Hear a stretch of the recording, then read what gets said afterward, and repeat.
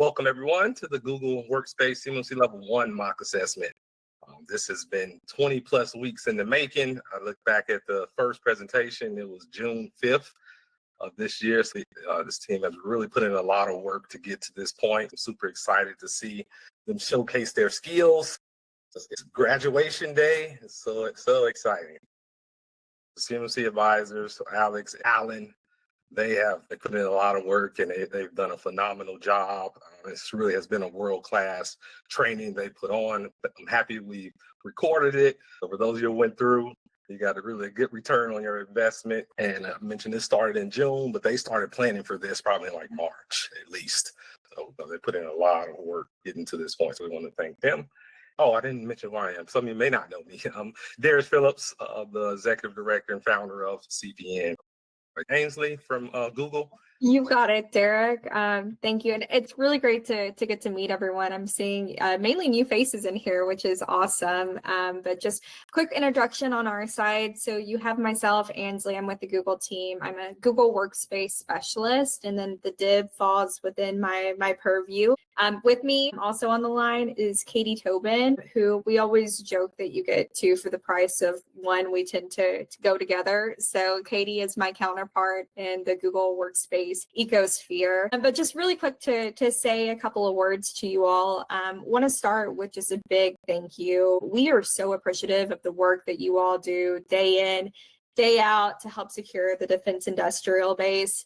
CMMC, you all are tracking. It's been this whisper in the wind that is finally a reality for you, for our customers. And we hear it from our customers daily. It's seen as expensive. It's seen as daunting. It's seen as impossible. And that is not our goal here at Google. We really want to make it as streamlined and as manageable and as easy as possible for our customers. We understand that, a majority of the div is comprised of small to medium-sized businesses that don't necessarily have the same deep pockets or level of expertise that the larger FSIs have in-house. Our goal for Google, we want to make it accessible. We want to make it affordable. We have partnership with industry to where we've developed a Google Workspace configuration guide that's available that maps our controls to the various NIST requirements. Some of you may have already had your eyes on that. Additionally, customer responsibility matrix, which I know is important for you all once we start to get into the assessment process. Past that, we have developed programs internally also to help bring down the cost for our customers. I'm really going after that. We want it to be affordable. There's a little bit of a misnomer in the industry that there's only one option for productivity. That is not the case. Our goal is to get out there and spread the word that, optionality exists. We work through our partner ecosystem, some of which I think are on this call potentially, that bring deep levels of expertise to our customers to help make that CMMC process a little bit more manageable for them. Just a couple of last notes is that compliance does not mean sacrificing innovation. For us, what that means, right, is Gemini is included within Workspace. That's attached to our base fee. It's not an additional few $100s on cost. It's right there baked in, and it is already accredited at FedRAMP High as well. So we want to make sure that our customers are able to innovate at the same scale that our commercial counterparts are, despite being held to the compliance mandates of the Department of War. With that, Derek, passing it back over to you. Thank you again so much for having us today, and thank you all. We're really excited to be a part of your journey here. Thank you, and really honored you all are joining. Google, they donated us 40 licenses. Jeff Brown has spearheaded that initiative, provided those licenses for the members to get that hands-on training. Also, special thanks to Zach Walker from ATX Defense. That document you mentioned that's mapped to the requirements early on, with the kind of planning out how to make sure we're meeting the requirements and going to be sharing that with our members. So let's jump into this assessment. I'll let Alex and Evan take over. They'll be representing the assessment team. Hi, I'm Evan. How's it going? A lot of you have been with me and Alex for the past 20 weeks or so. I'll do the same song and dance that I always do. I'm Evan Dumichel. I'm a CCP from North Star Strategies. We help organizations prepare for their CMMC pre-assessment and assessment. And I am working very closely with Derek and Alex on a regular basis, and all of you as well. So thank you so much for having me for this process. And I'm looking forward to this assessment today. Alex, over to you. All right. Name's Alex Omeke, lead CCA, founder of SOS Secure Operating Solutions. We provide CMMC roadmap and navigation services and solutions. Always a pleasure to be here, and I'm excited about the journey we've been through, and we have a long mountain to climb. So let's get it. Let's go to the graduating class. Do you have a representative who wants to kick things off from your side of things? Yes, we do. Thank you. On behalf of CyberShield Technologies, my name is Ed White. I am the Senior Director for the organization. We are a subcontractor to Northrop Grumman. Our specialties includes the following. We provide IT and cybersecurity services in support of the Department of War, the Defense Industrial Base programs. The company's operational environment consists of 10 company managed workstations, 1 network printer endpoint, and a secure cloud workspace leveraging Google Workspace, Gmail, Drive, and Admin Console for identity management, collaboration, and storage. Our FCI data is limited to the ISO workstation enclave, and network infrastructure supporting this enclave is controlled and monitored by internal IT personnel. Overall, our assessment scope is for controlled federal information processed, stored, and transmitted within the organization's Google Workspace enclave and associated ISO management workstation. And with that, I would like to introduce you to our following key personnel that are also going to be on for the assessment. In our IT department, we have the following: David, Natasha, Keith, Alan, Anthony. The ISO is Anthony. The policy managers are Kim and Anetta. Our compliance leads are Mike and Amber. And with that, I will relinquish over to you for the assessment. Thank you. Okay. Alex, do you want to say anything before we kick in? I would just like to call to your attention that we are using the CMMC proof to grade today. This is in-house through Aspire Cyber, Darius Phillips, tool brought to you guys. Wonderful tool to use. We thought about using something for CMMC Level 1, and this is probably the easiest one to just go through and make it happen. So make sure you guys check it out, get a chance. Thank you. While we're in disclaimer land, also, this is for educational purposes. If you find yourself watching this on YouTube later in the day or later in the week or later in the year or at some point in the future, I hope you get something from it, but it's just for education. Okay, having said that, Eddie and team, are you going to be showing us any visual evidence or mostly describing things? Is there someone who's going to be screen sharing? I can share my screen if need be. We have links that are set up to provide as artifacts for you, just in case if you look at those. Okay.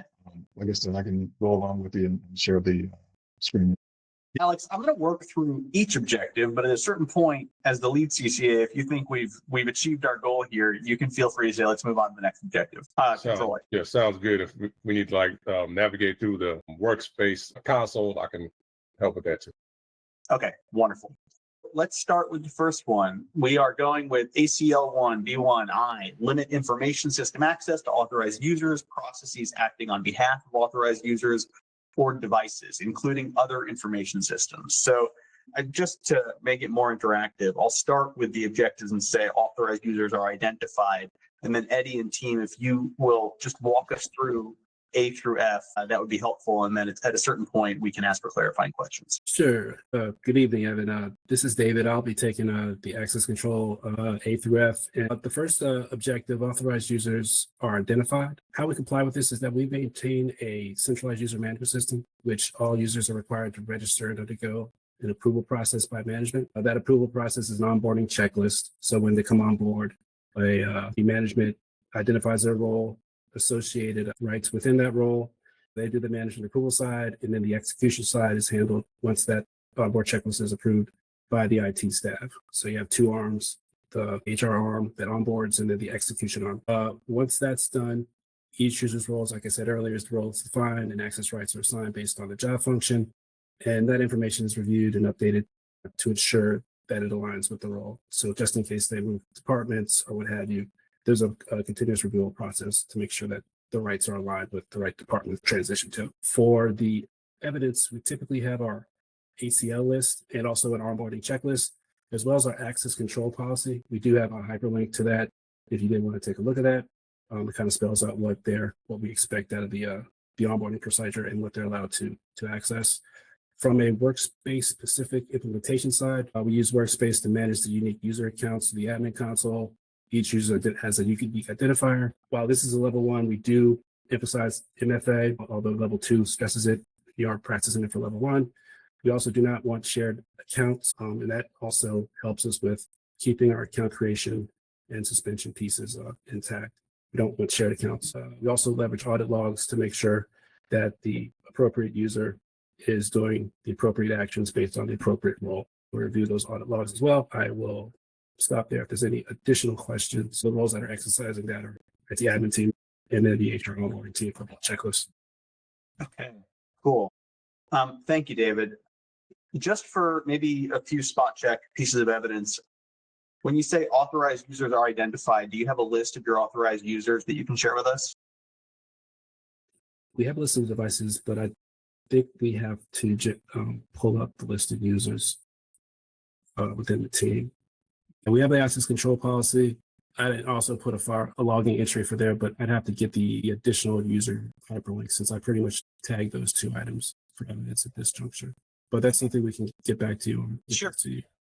Super helpful. Logging is great, and I'm glad you're doing that, as well as your access control policy. You want to pull that up just for a sec so we can see how it looks? Sure. If you just want to show us where in this document some of those objectives are identified for device and user identification policies for the onboarding piece you're talking about. For the policy management team, pull this together. Shout out to them. We have our policy statements around the account creation, enforcement of access, and use of internal systems and management policies. Walk through how the accounts are uniquely assigned, accounts created only after document management approval, and terminated when they leave. As far as the enforcement side, we go through how we use user role access. Also, users have access privileges must be aligned with their job responsibilities, as well as system enforcement session timeouts throughout. Maybe if you want to say what piece of evidence you would present if I were to ask you for the identified list, maybe that is helpful for this exercise and we can keep going. Yep, understood. Yeah. Alex, if you want to reshare your screen, and then maybe if there's another objective you want to ask an item about. David, you had mentioned you have a device list, or at least y'all intended to have a device list in the fictional environment. Yes, what I have in the link though is I have a log to address the authorized access control section, if I share it out. So that log would pretty much go over firewall settings, VLAN settings, what's denied by default, an exception. We made an exception to get to the Google Workspace portal. So I had an example of that to help with that particular piece of evidence along with the access control policy. Okay, cool. Yeah, we'll follow up if we have any questions about that after the assessment, if you want to move on to the next objective, Alex. Sure. All right, so now we're looking at transaction function control, limiting information system access to the types of transactions and functions that authorized users are permitted to execute. How are you managing that? And you might have already spoken to it as we go through. So go ahead and just restate as straightforwardly as possible, please. Sure. Looking at you're on objective B, correct? So I will spread the whole control, so you can work your way through A and B. Okay. Yeah, I would say that's me for transaction and function control. So I would say here at Cyber Shield, we do enforce transaction and function control through role-based access control. And each department, for example, like HR, has predefined rules that determines which transactions or actions user can perform. Also, this policy is outlined in our role-based access control documentation, which we regularly review and update. Okay. What mechanism are you using to enforce that access control at the workstation level and in your Google Workspace environment? Here's a policy right here for the access control. Thank you. Pretty much outlines what you're asking. That's enforcement, external systems, public accessible content, goes over the responsibilities. Understood. When I say mechanism, my question there is related to whether you utilize a technical control for access control, like an Active Directory server or permissions-based access. We use role-based access control. Is that what you were looking for? I'm looking for the right answer from you, but sure, that's a good answer. How do y'all verify and control / limit connections to and use of external information systems? There's quite a few objectives to work through. Remember, identified is a list. Verified might be a mechanism. Control might be a mechanism. When I say mechanism, I mean either something that y'all do with a process in your organization or a tool that you use to do those controls, like a technical tool. So if someone from your team wants to talk us through these objectives, and then Alex, just to prep you, I'm going to ask you to do control public information after we do this. Connections to our external systems are verified. We maintain a comprehensive inventory of all of the external systems that connect to our network. This inventory is part of the network security documentation and is regularly updated to reflect any new connections. Also, the use of external systems are identified by the regular assessments that are performed to determine how external systems are utilized. This assessment includes the evaluation, which includes applications that are assessing the system and the various types of data that is being exchanged. Also ensuring that all uses align with the operational requirements. Connections to external systems are verified. We perform periodic audits of our network connections, and this involves cross-referencing our inventory with the actual network traffic logs to ensure that all documented connections are legitimate and actively monitored. The use of external systems is verified by our logs, which interact with external systems through our SIEM, which is the Security Information and Event Management System.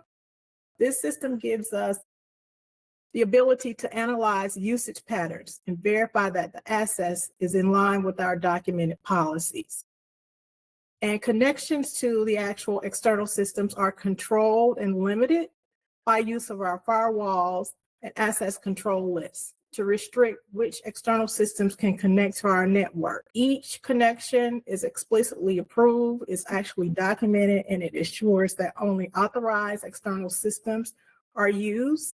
We have our access control policy as an artifact to prove that. We have the network diagram as well. This is a list of the actual role-based access control. It controls and limits the access to the external systems. We implement the role-based controls to dictate which users can actually access those external systems and under what circumstances. We also monitor it to ensure compliance and make sure that we revoke any access if necessary.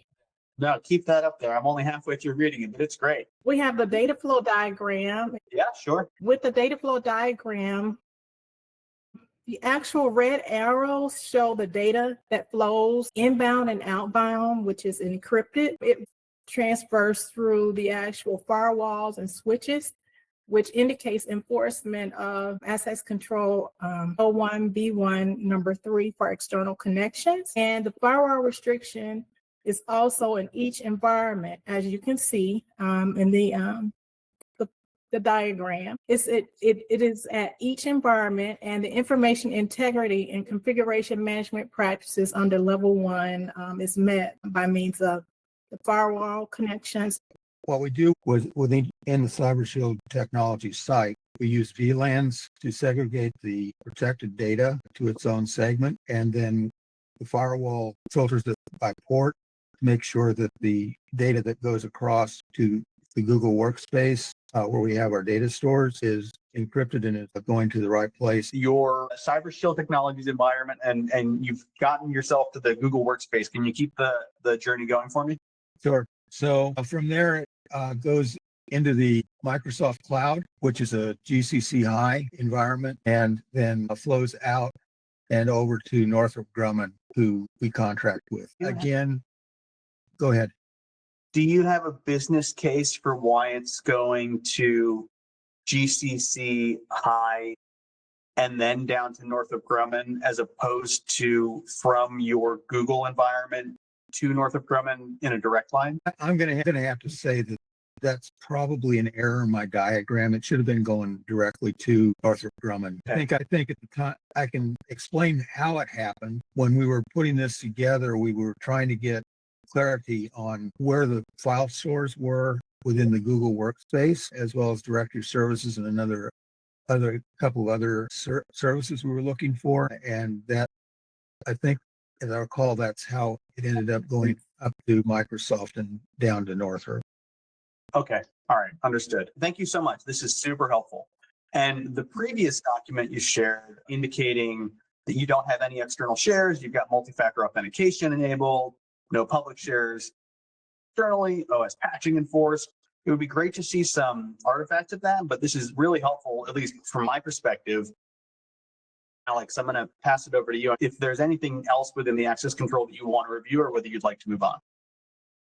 Did you actually have a list of people, authorized users, like, the people, like their names, departments, or anything like that? Not by individuals. We have the artifact we showed has the role, but not the people. Okay. I'll just double checking that if we passed that part. Okay. This is what we use in the background for the time being. This is how we attach our names according to the actual roles that they're playing. And this is pretty much what we use to guide us through. In the case of the matrix, we only provided it based off of the actual role because obviously people filter in. Yeah, well, so you have names here. I mean, it's not what we were looking for to verify who's who. So, What I'll say is in a real life scenario, what I'm looking for there is like super simple. Before authorized users are identified, a list of authorized users at your company who are authorized to access CUI. Bonus points if it's their title, their phone number, their email, yada, yada, yada. But that objective is really just asking for a list of users.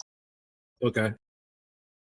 Yeah, we understand it's difficult with how we kind of have the Google license all over the place. But if you just have one, all you guys would just be in the group. Yeah, what you would show us would be the user directory within Google, ideally locked down to an organizational unit of users who can only access that content.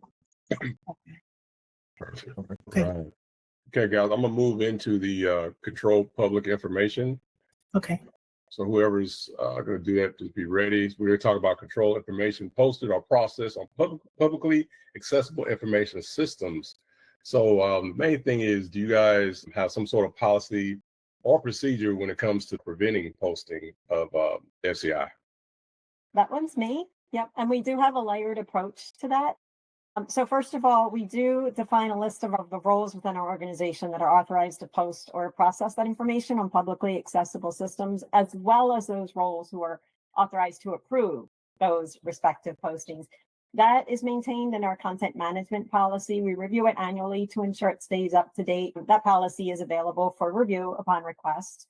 We also have our acceptable use policy, which explicitly prohibits posting of FCI on publicly available systems. From a process in terms of ensuring that FCI is not posted on publicly accessible systems, again, we take a layered approach. So one is education. We train employees on the handling of FCI, and we keep records of when that training occurs as well. We have policies that say FCI is prohibited from being publicly posted on those specific platforms. Finally, we have a number of technical controls we employ in order to ensure that information isn't posted. So first of all, we disable the ability to share files and folders from Google Drive. And the way we approach that in a restricted manner is the top OU is that organizational level. You just spoke to all of the users in the organization being prevented from sharing that information externally. Should the CEO, for example, have a valid business need to share information externally, that is handled by using a subsequent OU group for that specific user. So that's how we approach that. We also disable Google Drive for desktop. So that is to avoid uncontrolled local copies of potential FCI on desktops. We also use data classifications and DLP rules. So in that data protection section of our Google Workspace, admin console. We employ the ability to detect those FCI indicators. So those keywords, those patterns, to block that external sharing if any FCI is detected. We've set up alerting. So should the rule be triggered, alerts will be issued to the respective mailbox. And then we also train users on how to properly handle FCI as well as those data classifications, right? Like how do I go about labeling these documents?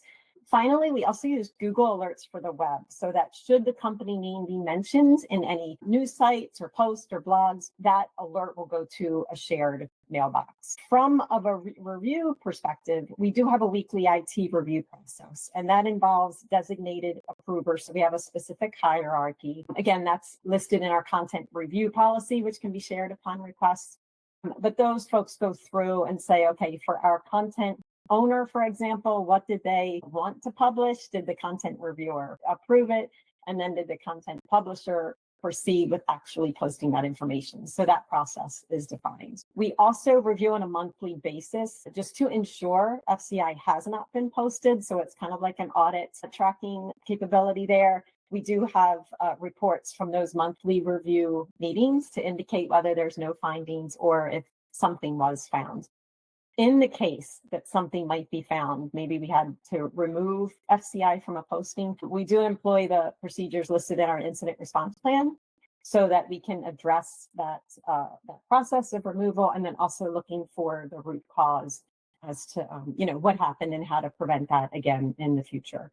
So if you'd like to see any of those artifacts I mentioned, I can certainly share those upon request. Yes, certainly did your homework. So everything you're speaking of, we would want to see all of that stuff because you brought it up. Just a couple of anything that shows maybe the procedure of posting. If you have anything related to that, I would like to see it.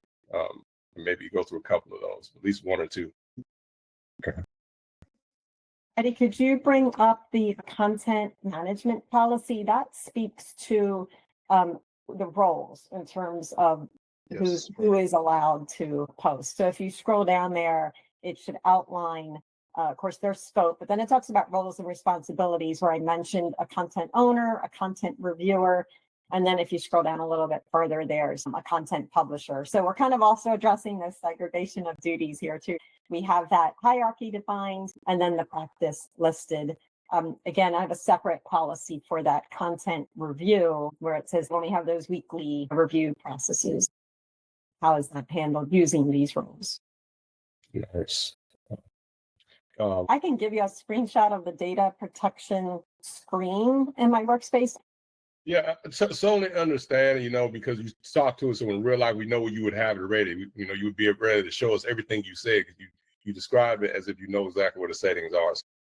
So, you would definitely be good on that. Did you have any policy that tied it to your incident response if something happens? So we do have an incident response plan if you want to grab that one. It goes through and talks about the policy, who's informed when, incidents have to be reported immediately. Okay. If you scroll down a little bit more, you can show the rest of that policy in terms of reporting, the timeline for response. Okay. Right. I think that's good. Thanks so much, Kim. Yeah, that's great.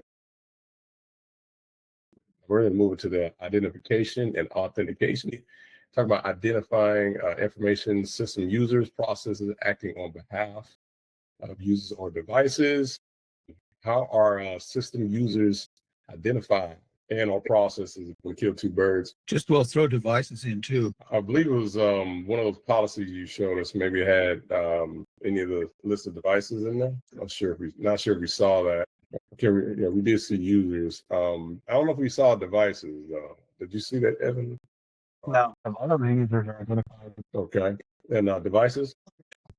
In regards to the objectives for system users and identified, we maintain a centralized user directory that includes authorized system users. Each user is assigned a unique identifier and their roles are documents. This directory that we have is regularly updated and reflect changes such as new hires, role changes, or terminations. And then our processes acting on behalf of users and how they're identified. We use a combination of automated monitoring tools and manual reviews to identify processes that operate under user accounts.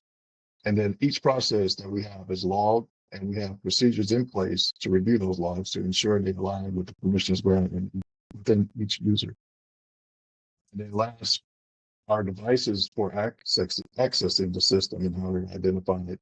What we do is we implement a device management system that tracks all devices that connect to our network. Each device must register with our system, and then we also maintain a detailed inventory that includes device types, owners, and their security compliance status. Some of our artifacts that we can provide for this assessment includes our identification and authentication policy, technologies, acceptable use policy, and then our human resources and training for CMMC compliance. As I said, we have our human resources and training policy for compliance. We can certainly provide copies for you on the back end of this if you want to review it a little bit more thoroughly. Just giving you a snapshot of it right now. Okay, it looks good. Would you happen to identify your processes somewhere? So our processes for authentication, right? I believe this is what we have right here for the time being. Do you use any tools besides native Google Workspace tools for your processes? I mean, everything's Google. Yeah, everything is Google. You know, that's FedRAMP for the most part. Okay, let's see. And the devices that you mentioned, are they listed anywhere? Because I know we saw the users and roles. And I'd kind of throw this up as a question to those who have a lot more experience with Google than I do. But in doing a really quick backtrack and research, it looks like the best way that everybody uses and Microsoft Entra AD as the repository and uses federation off of Google Workspace to pick up the identities of the devices and users and probably processes out of the Active Directory. And that's why I had that line going up through Microsoft and over to Grumman. I apologize if that confused everybody. Oh, that's okay. And then, it's certainly possible to do that natively in Google. Google does have an MDM that you can use for tracking devices if you wanted to do that and stay within the Google ecosystem. Evan, there's a client or token that kind of works with Windows Device Manager, I believe, that helps set those. They can use look. Yes, but there's also an agent that you can use for Google MDM. And so it's just called device management. And if you install it, you can set some basic mobile device management policies that include the ability to track it, wipe it, define it as company owned device, etc. Okay. Exactly. We're going to actually move down to media disposal. Not sure since you're all cloud, if this applies. I think you might have mentioned a printer or something like that, or we just strictly cloud? No, we do have a printer. A couple of those. Yep. A couple of laptops. Let's talk about this media disposal. Can you tell me about the process you use for any sanitization, destruction? How do you do it? For the system media sanitization or destruction before disposal, we follow a strict media disposal process. All system media with FCI that is physically destroyed before disposal, with the hard drives were shredded and other storage devices, we ensure that the data cannot be recovered. This is handled by an internal company. Disposal logs are maintained, which captures the dates, destruction methods, and authorization. And before media is reused, the media undergoes data sanitization according to NIST SP 888 standards, which is used as the approved method for overriding tools. Each sanitized device is issued a certificate of sanitization, which actually documents the method and verification. And we also have audit reports that verify compliance, and a sanitization label or sticker is also placed on the device, indicating that the device has been sanitized in accordance with NIST SP 888, which provides guidelines for media sanitization. The label again includes the date of sanitization as well as the technician and a reference ID that is linked to an official certificate of sanitization. Appreciate that. Sounds good. We're going to move into physical PE. Talk about limiting physical access to organizational information systems, equipment, and operating environments to authorized individuals. Do you guys have a process for your pretty much your physical access? For physical access, we maintain a access control list that identifies all individuals that have authorized physical access. It includes like IT, the security, as well as key operational staff that must undergo background checks or investigations and a security training. Also, with the restriction to physical access, we have key cards and systems that actually limit access to secure areas. We have entry and exit logs that are continuously monitored. And we also, for the equipment access control, we have server rooms and the equipment areas are secured with key card access.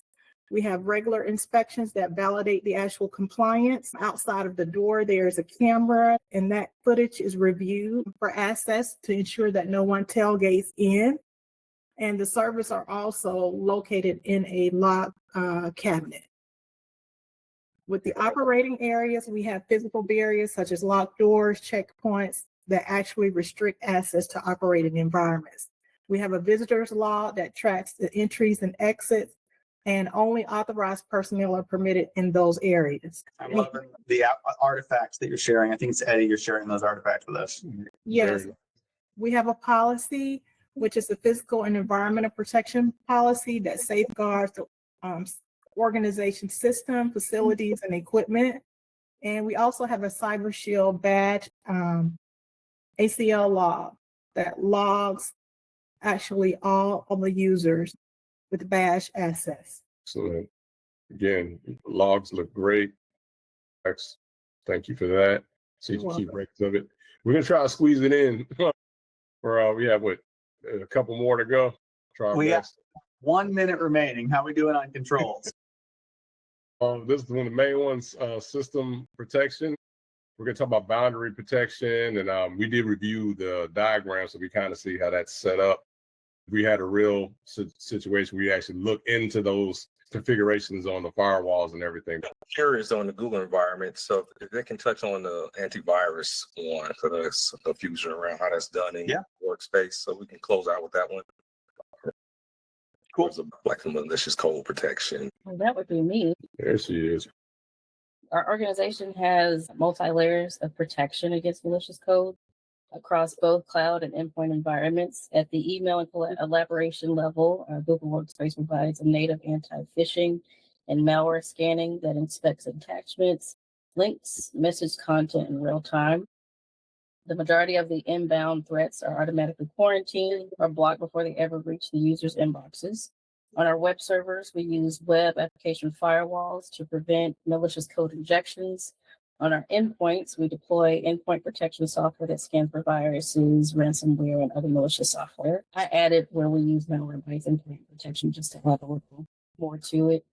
And also, that's real timing, automated quarantine, centralized event logging for our IT team to review and respond as needed. We do have an artifact here. Ed, can you pull up the patching policy and procedure? We have our time frames for critical patching. We have our high severity patching, medium severity, low severity, and it just kind of goes from there. And so that's also applicable for protection as well. Any other definitions, signatures? We do have weekly meetings with our IT admins and compliance leads where we discuss any type of industry updates or anything like that. So that's done on a regular basis. And then, of course, we have our monthly compliance leads where they actually do a deeper dive and they discuss any type of validation checks. We use ServiceNow GRC tool. There's government approved. I do have a lot of artifacts. Most of them are actually logged. Firewall log right here. Firewall logs, email filtering logs, protection reports. You know what I also liked? I also liked how there were comments on your policy about items that you would add or remove. Work in progress. Yeah, but that's Yes. good. Those are living documents. Like There's a whole Sorry about that. like, I think it's No, important that's fine. to actually look at the policies they write. Yeah. We're very collaborative. Shout out to David for doing that. Wow, very impressive. So that's how it's done. Thank The you. big question I have is where can I purchase that documentation package? Because that was really impressive. Wow, I've never seen someone go to that extent for a mock assessment. So that is awesome and thrilled that Level y'all one mock assessment. level one. Exactly. We got a couple minutes left. I do want to give time for the members to give any feedback to the advisors as far as how the training has helped you all over the past 20 weeks. And then also, was it worth the experience of you preparing for this mock assessment and having to do it? Did that help you? I can take it. Evan, Alex, thank you. Good cop, bad cop, definitely giving that kind of energy. But no, you have to guess which one is which one. I appreciate it. We have worked very thoroughly. Shout out to Ed and Mike. We all have different, I would say, offerings in terms of leadership, and we really got to see it. I don't know who idea it was to do the 20 weeks, but at first I was like, oh my goodness. But then I kind of started to see how our teachers, how they broke each security control down. And I said, okay, they really put a lot of thought into this and the pacing of it all. So even if you're very advanced or you're just starting out, it was something that was easy for us to keep up with. So I do appreciate that. I appreciate the time it takes to create the presentation. You know, you have to do your checks and balances that way. I appreciate all the people on the team. We were doing dry runs this whole month. We were just going back and forth, and people were very, very dedicated. If they messed up, we were like, just push through it. They pushed through it. I'm very, very proud of everybody. We learned a lot this time, and I can't wait for level 2. Awesome. Thank you very much. And thanks for attending the class and coming each week. It was really great for us as well to be a part of that experience for y'all. Thank you. I have to say it. First of all, thank all you guys. Proud of you guys. Thanks, Evan, Alan, Derek, supporting us, Google. But you guys don't understand. We really empowered you. We didn't hand feed you anything. We didn't say, okay, this control do this. We didn't do none of that. This is all you. And so it's working. And we still have a long way to go. All we're doing is getting you to think outside the box, and you did it. So let's keep it up. And again, appreciate you guys. Awesome job. Yeah, and any hurdles or blockers you face in an environment like this is education for a real life experience, right? And so I'm going to guess that I'm the bad cop in this scenario. And I think it's really important to be faced with those kinds of questions because someone else is going to be a worse cop, right? And you got to just keep your head up and keep on driving through because it's a long assessment, right? And even if you miss one objective, you got to move on to the other 320. So, you know, it's important to keep your spirits high and move on with professionalism. I appreciate it a lot. I have to say that when I first started in on this project, I knew little, if anything, about Google Workspace. Coming out of this experience, I'm very definitely committed to recommending Google Workspace as an environment for the smaller organizations. Since I couldn't find a free license, I went out and bought my own. That's how dedicated I am. And I bought the big one. Yes, it's an amazing solution. With going through this whole process, just understanding as CMMC assessors or consultants, the stakes are very high. And the only way you can get better is doing things like this, getting your reps in, putting in the time, because the stakes are so high once you're actually out there as a consultant or assessor. I'm really proud of you all. You did a fantastic job, and I can only imagine at level 2. But hopefully, y'all feel that you develop more skills than when you first started. I know I have. I was learning something every time on the Google Workspace training. Yeah, and you have future ways moving forward as well. You know, you created some content that hopefully serves you well in the future. Absolutely. Cool. Wish I had my phone with me. I played some graduation music, but you completed the level 1 track. By tomorrow, sending out your certificate and your badge. We'll get working on level 2, probably kicking off sometime next year. Only gonna get better. But yeah, it's just awesome to see us all collaborating and learning in this safe environment and just seeing people demonstrate their skills. because people contact me all the time. Are you hiring or can I get a job? But now this is a platform. Hey, show me what you can do. Don't just tell me or see your resume. No, I want to see what you can do. So we're going to start level 2 workspace January 2nd. Is that what I heard here? No, Mike. No one says Mike. Whoa. We'll let you know, man. We're definitely gonna come up with something. But it's just if you like what you learn here, we have a lot more to talk about. So be ready. All right. I think that's it. Appreciate it. Anything else? But yeah, definitely thank you to your advisors and keep in mind they're volunteers. They've been Yes. time Thank you. Yes, thank you very much. Like, we'll I'll miss your gifs on the deck, man. You have a lot of cool gifs, and then Evan spending out in the quizzes at the end. So 6 o'clock will not be the same. Well, 6 o'clock East Coast time, I know. What we do? Season 2. Shout out. You did awesome. And then for y'all who are, Yes. we started the level 1 Microsoft track. So that's underway every Tuesday. We started to get Google draws for CMMC training. They join us on Tuesdays now for the Microsoft. Everything will still be on the Google Classroom. I'll have this recording on there as well. So y'all can go back and watch the training. Well done. Great job. Thank you. Thank you.